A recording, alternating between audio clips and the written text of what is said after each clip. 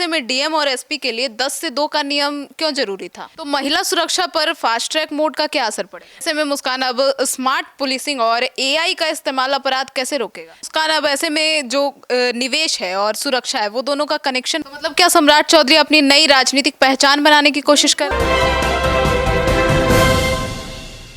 नमस्कार, आप देख रहे हैं सिटी पोस्ट लाइव। मैं हूं सृष्टि राज। क्या बिहार में अपराधियों के अच्छे दिन खत्म हो गए हैं?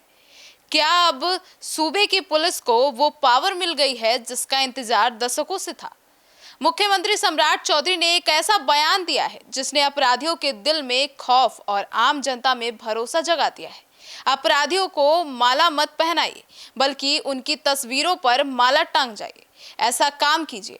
अब जो डीएम है और एसपी, इन सभी क्लास लेते हुए सीएम ने जीरो टॉलरेंस का जो नया ब्लूप्रिंट पेश किया है, उसने राज्य की प्रशासनिक व्यवस्था को हिलाकर रख दिया है। आखिर क्या है सम्राट चौधरी की ये नई क्राइम पॉलिसी? आइए जानते हैं इसके बारे में विस्तार से हमारी सहयोगी मुस्कान के साथ। मुस्कान, क्या तस्वीर पर माला वाला बयान एनकाउंटर को खुला संदेश है? बिल्कुल, आप समझिए। पहले तो हम लोग समझ रहे थे कि सम्राट चौधरी योगी मॉडल लाएंगे। देखिए, सम्राट चौधरी की एक अपनी पहचान है और हम कभी भी नहीं कह सकते हैं कि आप में वो झलक दिख रही है। किसी को कोई झलक नहीं दिख सकता है। आप जो काम कर रही हैं, कल आपके जो बच्चे होंगे, ये आप कह सकती हैं कि हाँ भाई, उनसे सीख के कुछ ये काम कर रहा है, लेकिन ये नहीं कह सकते कि भाई सृष्टि का ही लग रहा है उसी तरीके से काम करेगी। नहीं, सम्राट चौधरी पे एक बड़ा प्रेशर है। आप समझिए, नीतीश कुमार बिहार में, जैसा नीतीश कुमार का इमेज है, जैसा उन्होंने बिहार में बहुत लंबे समय से काम किया है, उस इमेज को कंटिन्यू करना या उससे बेहतर करना होगा। समझ रहे हैं आप? नहीं तो वापस आ जाएगा कि भाई नीतीश कुमार कहाँ थे, कहाँ सम्राट चौधरी थे, ये सवाल उठ जाएगा। सम्राट चौधरी दिख रहा है कि अब नीतीश कुमार के पॉलिसी को तो रख रहे हैं, लेकिन साथ में अपना अलग तरीका दिखा रहे हैं। आप नीतीश कुमार को देखेंगे, बहुत शांत रहते हैं, वो सुनना पसंद करते हैं। आप उनके साथ बैठ के बात करिएगा, हम लोग जो सुनते हैं सीनियर जर्नलिस्ट से, वो सुनना पसंद करते हैं कि ठीक है, आप बोलिए बोलिए, जो भी आप बोलना रखिए। सम्राट चौधरी एक्शन वाले हीरो है, समझ रहे हैं? एक्शन में जवाब देंगे कि हाँ भाई, ये कर दो, खत्म कर दो। एनकाउंटर भी आपको पता है, एनकाउंटर शुरू हो गया है। पहले बुलडोजर शुरू हुआ कि बुलडोजर बिहार में योगी मॉडल आ गया है।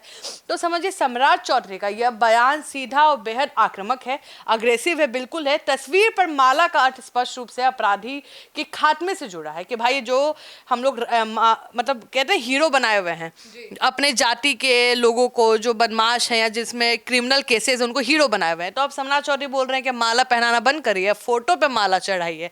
देखिए, आपको बता दें, कोई भी क्राइम किसी भी राज्य में तब तक होता है जब तक जनता हेल्प करती है। आप समझिए, जब जनता ही बताने लग जाए कि कौन सा मुजरिम कहाँ छुपा है।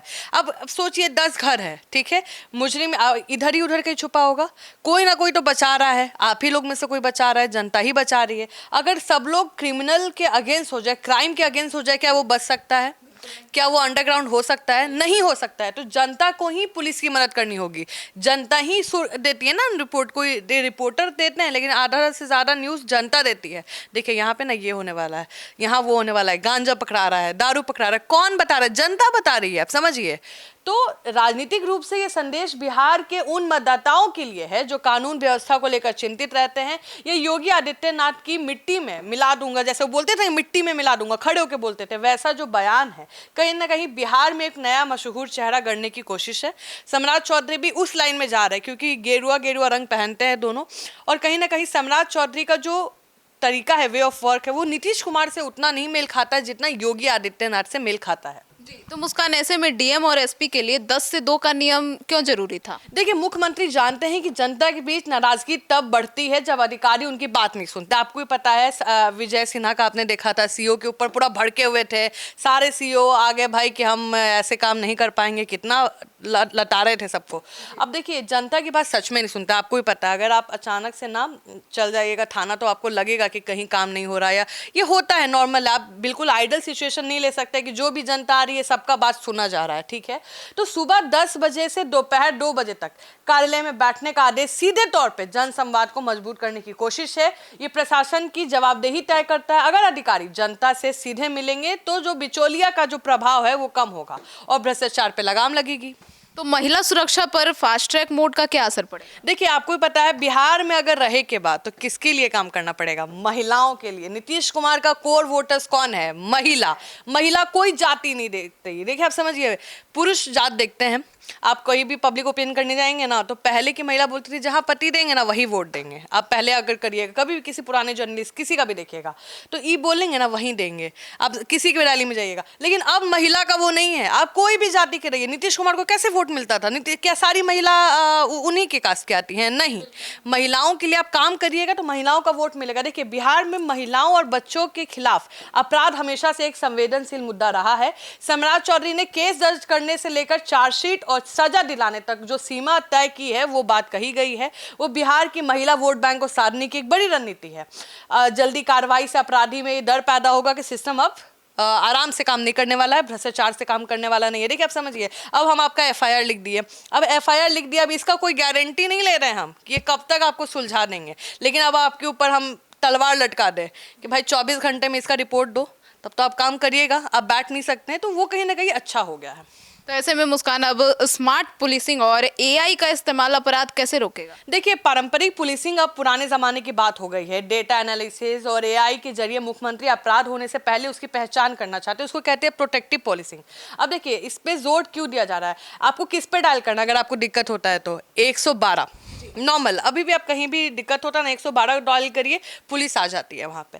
तो उसको मजबूत करना, ये सुनिश्चित करना कि संकट के समय पुलिस की पहुँच मिनटों में हो, ये आधुनिक बिहार की एक नई छवि को पेश करने की कोशिश है। बहुत बढ़िया है, क्योंकि पहले ना पुलिस आती थी कब? देखिए, ये हम मानते हैं ऐसा नहीं हो सकता कि जब क्राइम हो रहा हो पुलिस वहाँ अचानक से छड़ी घुमाए पुलिस वहाँ आ जाए, नहीं पॉसिबल है। आप समझिए, पुलिस को पता चलेगा तब ना आएगा। लेकिन ये है कि पेट्रोलिंग होना चाहिए हमेशा, क्योंकि अब तो दिन दहाड़े भी खून मर्डर हो रहा है, पेट्रोलिंग होना चाहिए।